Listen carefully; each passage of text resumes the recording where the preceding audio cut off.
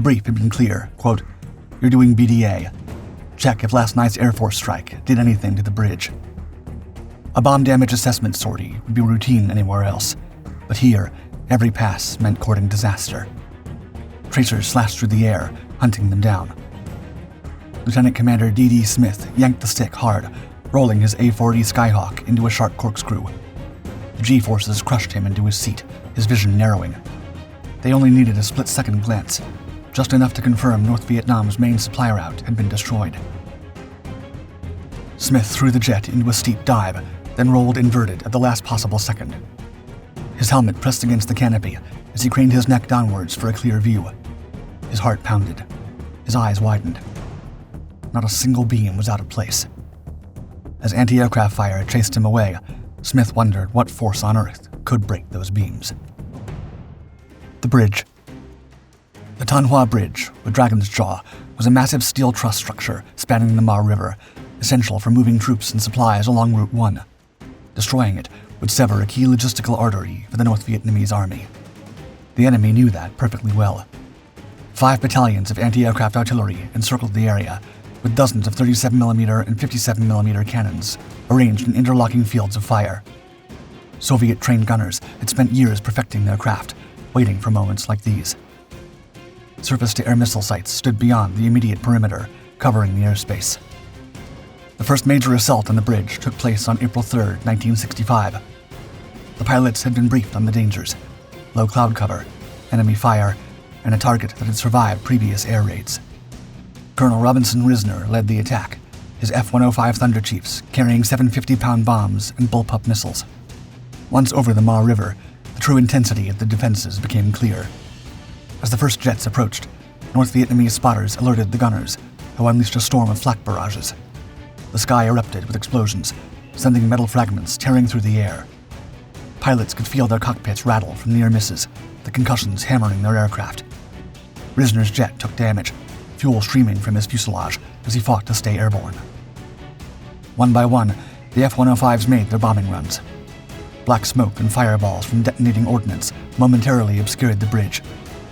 The steel girders bore scorch marks and shrapnel holes, but the structure remained functional. Pilot Captain Ivy McCoy recalled, quote, "I put a perfect stick of bombs across the bridge. As I climbed out, all I could see was water and smoke. Then it cleared, and the damn bridge was still standing." The next morning, the skies over Tan Hoa were no less dangerous. The USS Hancock launched its F-8 Crusaders and F-100 Super Sabres to provide escort for the bombers. North Vietnamese MiG-17s, waiting for their moment, screamed down from a higher altitude, diving straight into the formation. The American pilots reacted immediately. Lieutenant Commander Spence J. Thomas maneuvered his aircraft, dodging cannon fire as the MiG slashed through the sky. Captain Don Kilgus spotted one of the enemy fighters closing in on a Thunder Chief. With his adrenaline surging, he lined up the shot. His F-100's 20mm cannons roared to life, sending rounds streaking through the air. Kilgus recounted, quote, "I saw puffs and sparks on the vertical tail of the MiG." His shells ripped through the aircraft, which twisted in midair before plummeting into the jungle below. It was the first confirmed aerial takedown of the Vietnam War, but there was no celebration. The bridge still stood. The enemy defenses remained lethal, and the battle was far from over. Operation Carolina Moon. By May 1966, after a year of sustained bombing, the Tan Hoa Bridge appeared not to have been informed it was supposed to collapse. The U.S. Air Force intensified its assaults, throwing wave after wave of F-105 Thunder Chiefs at the target.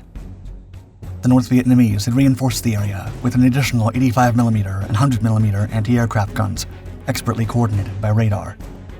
These weapons created a danger zone so dense that pilots described it as flying through a solid wall of steel.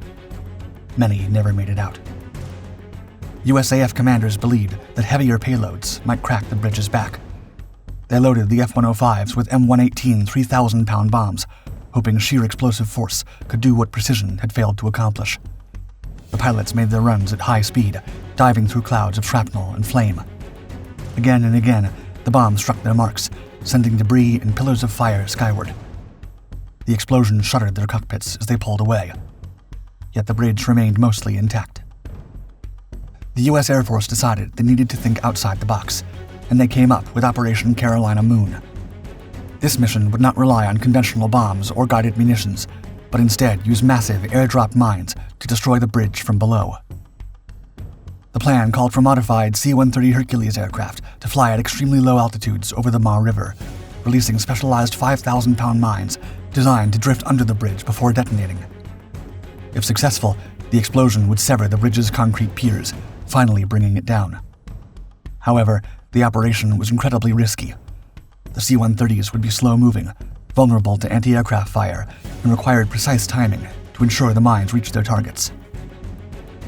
The project involved 69 military and civilian personnel, including elite airlift crews from Stewart Air Force Base. Training took place at Eglin Air Force Base, where crews ran classified practice runs, familiarizing themselves with low-altitude, high-risk flying. Each aircraft was to fly at just 500 feet above the ground at 150 knots, following a meticulously planned 47 nautical mile route into the target area. On the night of May 31, 1970, two C-130s from the 15th Special Operations Squadron climbed into the night sky. The first aircraft, piloted by Major Robert Harrison, led the mission. As they approached the target, North Vietnamese radar sites detected their presence. Within seconds, anti-aircraft artillery lit up the sky, forcing the pilots to fly even lower to evade fire. The first C-130 reached the drop zone and released its 5 floating mines, but the river's current made it difficult to confirm if they'd settled beneath the bridge. Moments later, a direct hit from enemy flak struck the aircraft's right wing. Flames erupted as the crew fought to regain control. The damage was too severe. Harrison and his men went down in a fiery crash just south of the bridge. There were no survivors. The second C-130, following close behind, pressed on despite witnessing the destruction of their comrades. Under blistering enemy fire, the crew managed to release its mines before making a desperate turn back home. The aircraft returned to base, riddled with bullet holes, but operational. In the aftermath, reconnaissance flights surveyed the damage. The explosions had caused structural damage to the bridge, but it remained standing.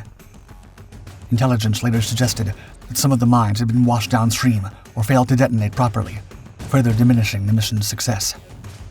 The mission was deemed a failure, yet it demonstrated the lengths the U.S. military was willing to go to eliminate the target. In total, 30 Carolina moon mines were produced, each costing $20,000, totaling $600,000 in 1965 dollars, or over $5 million today. Punching a stone wall. Throughout 1967, the fight for the Dragon's Jaw escalated into a war of attrition. The North Vietnamese gunners, now seasoned veterans, adapted quickly to American attack patterns. They knew that no matter how powerful and organized the Americans were, they had one major flaw. They were predictable. For instance, they knew a bombing run was always followed by a bomb damage assessment run, and they were easy pickings. The North Vietnamese also anticipated the Americans' approach vectors and adjusted their targeting systems with efficiency. F-105s began to fall at an alarming rate. Captain Ivy McCoy recalled, quote, "It was like trying to punch through a stone wall with your bare hands." The losses mounted, forcing U.S. commanders to rethink their approach. The unparalleled defenses were not the only things American pilots had to worry about. There was also the issue of the MiGs. On April 4, 1967, a swarm of MiG-17s descended on damaged American Thunder Chiefs struggling to escape after a bombing run on the bridge. Zinc Flight, led by Major Frank Bennett, was caught off guard. The MiGs slashed through them with cannon fire, forcing the F-105 pilots to break formation. Bennett's jet took a direct hit, trailing smoke as he fought to keep it in the air. His wingman, Major James Magnuson, tried to cover him but was shot down in seconds. Magnuson ejected over the ocean and was never seen again. Bennett managed to steer his burning aircraft toward Da Nang, but his engine flamed out over the Gulf. He ejected at a low altitude. His parachute barely deployed before he slammed into the water, lifeless. Meanwhile, the number of American POWs in Hanoi swelled, including Captain Carlisle Smitty Harris, who was shot down on April 4, 1967, and captured. Many of these men, battered and broken, would spend years in captivity, subjected to relentless psychological and physical abuse. American planners faced a grim reality. The Tan Hoa Bridge had defied everything thrown at it. Even high-explosive bombs that obliterated other targets left the bridge scarred but standing. But the bridge had to fall. fate of the fallen. By 1967, the Tanhua Bridge had cost the United States dozens of aircraft and pilots. Many of those who went down never came back. The ones who did were marched, battered and bloodied through the streets of Hanoi, paraded as trophies before being locked away in the depths of North Vietnam's prison system. The Hanoi Hilton, the Zoo, the Briar Patch, each name invoked dread among airmen. The men who entered these walls vanished into a world designed to strip them of everything. Commander Jerry Denton, whose A-6 intruder was blown out of the sky near Tanhua, was dragged before socialist film crews. Forced to deliver scripted lines about humane treatment, he found a way to fight back. As cameras rolled, he blinked out the letters T-O-R-T-U-R-E in Morse code. His signal, caught by intelligence officers, confirmed what many had suspected. The North Vietnamese were using brutal methods to extract confessions. Lieutenant Commander Jim Stockdale, another Tanhua survivor, took his defiance further. Refusing to be paraded before the press as a well-treated prisoner, he smashed a window and used a shard of glass on his own face, ensuring he could not be used as propaganda. Air Force Captain George McKnight and Navy Lieutenant George Coker managed what few others dared, an escape attempt. In October 1967, they slipped into the Red River under the cover of darkness, swimming downstream in hopes of reaching friendly forces. The North Vietnamese found them before they could disappear. Both men were sent to the infamous Alcatraz compound, where they spent 2.5 years in solitary confinement. The worst years came between 67 and 69, when the Alcatraz gang, a group of the most defiant POWs, was singled out for special punishment. They were kept in tiny cells, shackled in stress positions for days at a time. As the years passed, the men resisted in any way they could. They developed a tap code to communicate through cell walls, passing along vital messages and keeping each other sane. They mocked their captors in coded language, refusing to give in completely. When new prisoners arrived, they were indoctrinated immediately. Resist, hold out, and never give the enemy an easy victory. Despite the suffering, some found dark humor in their situation. Bob Peel, a captured F-105 pilot, recalled how prisoners would whisper, quote, "If you don't like it, you shouldn't have joined." Hearing these words just before an interrogation session was a defiant inside joke, a way to maintain control over the only thing left, their spirit. For 5 years, the Tanhua Bridge had been a symbol of American frustration in the war. But for these men, it was something more. It was the reason they were there, and the mission that had led them into this nightmare. Clash of Aces. The attempts to destroy the bridge did not stop. By 1972, MiG interceptors prowled the skies in growing numbers, while anti-aircraft defenses around the bridge had become even more lethal. On May 10th, Lieutenant Randy Duke Cunningham and his radar intercept officer, Lieutenant Willie Driscoll, launched their F-4 Phantom Showtime 100 from USS Constellation to target the surface-to-air missile sites near Tanhua. As they crossed into enemy territory, warning alarms blared. MiGs were inbound. The strike group soon found itself facing 22 North Vietnamese fighters, predominantly MiG-17s. These nimble adversaries, though technologically inferior to the F-4J, were capable fighters in the hands of skilled pilots. Cunningham and Driscoll quickly engaged, locking onto a MiG-17. Cunningham maneuvered into the firing position and launched an AIM-9 Sidewinder missile. The missile found its mark, obliterating the MiG in a fiery explosion. Then came the real fight. Out of nowhere, a MiG-17 dove onto Cunningham 6, its cannon spitting fire. The sky turned into a swirling, chaotic melee at treetop level. Cunningham jinked left, then right, the G-forces pressing him into his seat as tracers zipped past his canopy. Driscoll called out the incoming threats as Cunningham fought to gain the advantage. The MiG was persistent. It followed Cunningham into the vertical, a risky move. The two aircraft went canopy to canopy in a vertical scissor maneuver, where even a hand tremor meant certain demise. Cunningham disengaged, punched his afterburners, and maneuvered for position. When the MiG finally overshot, he fired. The Sidewinder missile found its mark, detonating on impact. But the victory was short-lived. With fuel dwindling and their mission accomplished, Cunningham and Driscoll pivoted toward the coast. However, their return was interrupted by yet another MiG-17, later speculated to be flown by the elusive Colonel Toon, North Vietnam's ace. The MiG executed tight turns and evasive maneuvers, exploiting its superior agility. Cunningham pushed the F-4J to its limits, engaging in a series of high-G stunts. The dogfight spiraled downward, with both aircraft descending rapidly. At a critical moment, Cunningham performed a high-speed vertical climb, forcing the MiG to follow. As the MiG began to stall, Cunningham rolled his Phantom inverted and went into a dive, gaining a tactical advantage. Driscoll secured a radar lock, and Cunningham fired their final Sidewinder. The missile struck the MiG, sending it plummeting in flames. This third victory marked their fifth overall, making them the first U.S. Navy aces of the Vietnam War. As they egressed the area, a SAM battery locked onto the aircraft. Despite deploying evasive maneuvers and countermeasures, a missile detonated near their Phantom, causing catastrophic damage. With the aircraft engulfed in flames and control systems failing, Cunningham gave the command to eject. Both aviators parachuted into the Gulf of Tonkin, approximately 5 miles offshore. Upon reaching the water, they activated their emergency beacons, aware that North Vietnamese patrol boats would soon be converging on their position. As the enemy boats quickly approached from the shore, an SH-3A Sea King helicopter from Helicopter Combat Support Squadron 7, callsign Big Mother 65, rushed in for the rescue. Navigating through hostile territory and under enemy fire, the crew located Cunningham and Driscoll. A rescue swimmer plunged into the river, securing Cunningham first.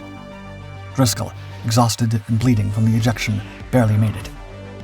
As the helicopter lifted off, tracers followed them into the night sky. But their ordeal was not over. A second wave of enemy fire erupted from the shoreline. The Sea King pilot performed evasive maneuvers, banking sharply to avoid incoming rounds. Below them, North Vietnamese patrol boats sped toward their position. The helicopter's door gunner opened fire, raking the water with suppressive fire. Finally, after what felt like an eternity, the Sea King crossed into friendly airspace. Cunningham and Driscoll were taken to USS Okinawa for medical evaluation. Their ordeal had lasted just a few hours, but the intensity of the combat and subsequent rescue would stay with them for the rest of their lives. Upon returning to USS Constellation, they were celebrated as heroes. The next day, they were recommended for the Navy Cross. Reflecting on the engagement, Cunningham noted the importance of training and preparedness, stating, quote, "The edge we had was in our training and the trust we had in each other." A promising new weapon. The bombing campaigns of 1965 had failed. Operation Carolina Moon had ended in disaster. The bridge stood, helping deliver tons of troops and supplies to the front lines and defying every attempt to bring it down. But by 1972, American technology had caught up with the problem. The breakthrough came in the form of precision-guided munitions. The Air Force had introduced laser-guided bombs, specifically the Paveway series, which allowed for unprecedented accuracy. No longer would pilots have to rely on the sheer volume of explosives. Now, they could place bombs exactly where they needed to be. Tan Hoa would be the ultimate test. On May 13, 1972, the mission was launched. F-4 Phantoms from the 8th Tactical Fighter Wing, led by Colonel Richard Moody Sutter, took off from Ubon Air Base in Thailand. Their payloads included GB-10 2,000-pound laser-guided bombs, top-of-the-line stuff. Unlike previous strikes, which relied on dive bombing and freefall munitions, these weapons were guided to their targets by laser designators, ensuring bullseye accuracy. As the strike force neared Tan Hoa, North Vietnamese air defenses erupted. Radar-guided 85mm and 100mm anti-aircraft guns filled the air with lethal shrapnel. Surface-to-air missiles streaked skyward, hunting the incoming aircraft. The Phantoms dodged, rolled, and countered with electronic jamming. One pilot later recalled, quote, "The sky was a solid wall of fire. It felt like flying straight into hell." The first wave of aircraft designated the target with laser guidance. The second wave released their bombs from high altitude. The paveways locked onto the reflected laser energy and rode it down with precision. The first bomb hit the bridge's central span. The explosion ripped through the steel supports, sending debris hurtling into the Ma River. The second bomb struck moments later, tearing through the bridge's underbelly. A weapons officer reported, quote, "The bridge seemed to convulse, like it had been struck in the spine." Within seconds, the unthinkable happened. The Tan Hoa Bridge, fortress of the North, a symbol of American frustration, collapsed. Partly. Smoke and dust billowed into the sky as the structure finally gave way. The mission had lasted only minutes, but it had accomplished what years of bombing had failed to do. As the Phantoms turned for home, Sam still clawed at them. 2 aircraft were hit, one pilot ejecting near the coast, but the rest made it back. In the debriefing, the success of the mission was confirmed. Years of wasted ordnance, lost pilots, and frustration had finally been avenged. For Hanoi, the destruction of the Tan Hoa Bridge was a severe blow. It crippled the North Vietnamese supply network, forcing them to reroute supplies through less efficient means. For American pilots, it was a moment of victory. But it wasn't meant to last. Before the dust settled completely, North Vietnamese engineers were already hard at work trying to rehabilitate the structure. Pulling pilots out of hell. The war over North Vietnam raged on. American pilots still flew daily into some of the most dangerous airspace on Earth, and when they were shot down, a new kind of battle began. The Air Force's elite pararescue crews, the Jolly Green Giants, along with Navy search and rescue teams, risked everything to bring them home. On May 18, 1972, an F-4 Phantom from the 8th Tactical Fighter Wing was torn apart by a surface-to-air missile over the Tan Hoa region. The pilot, Captain Mark Stevenson, and his weapons officer, Lieutenant Paul Grady, ejected into the thick jungle near the bombed-out ruins of the bridge. The moment their parachutes deployed, the chase was on. North Vietnamese patrols, already on alert from the recent destruction of the bridge, mobilized instantly. Stevenson later recalled, quote, "They knew exactly where we were coming down, and they were coming fast." Back at Da Nang Air Base, an HH-53C Super Jolly Green helicopter from the 40th Aerospace Rescue and Recovery Squadron scrambled. Led by Major Jim Wolverton, the crew included a team of pararescue men trained to drop into combat zones, fight off enemy troops, and pull stranded pilots out under fire. They'd done this before, but no one underestimated the risks. Tan Hoa was a fortress.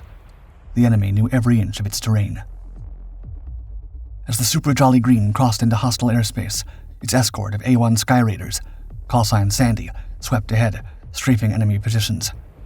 The helicopter plunged toward the jungle canopy, its rotor wash flattening trees as Wolverton searched for a clearing. Below, Grady and Stevenson were running for their lives. Gunfire cracked through the trees.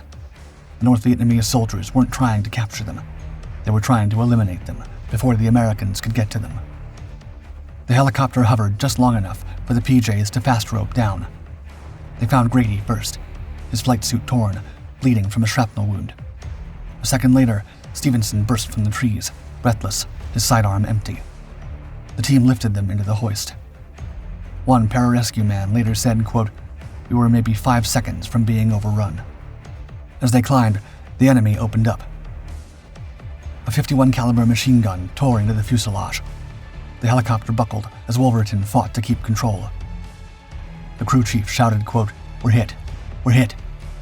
Fuel was leaking, but they were still flying. The Sky Raiders dove, unleashing napalm on the pursuers. The enemy fire slackened just enough for Wolverton to push the throttle forward, clawing for altitude. The damaged Super Jolly Green barely made it back to Da Nang. The crew counted 47 bullet holes in the airframe. The rescue had taken 9 minutes from start to finish, but in those 9 minutes, they had fought off an army to save 2 men. One final strike.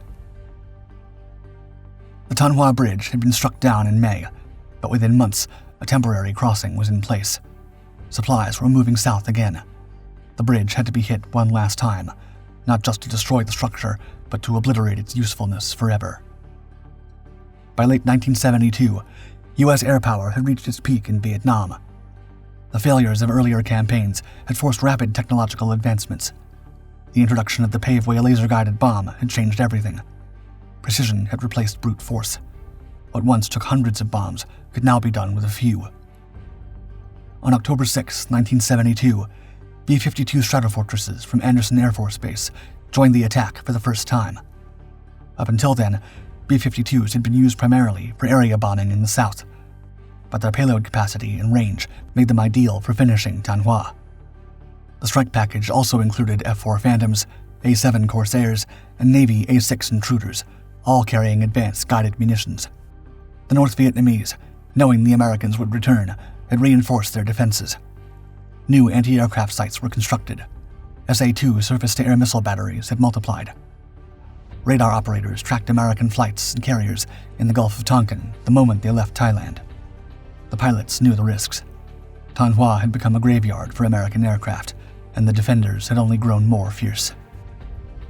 As the B-52s approached, their electronic warfare officers jammed enemy radar, but the air was still thick with flak.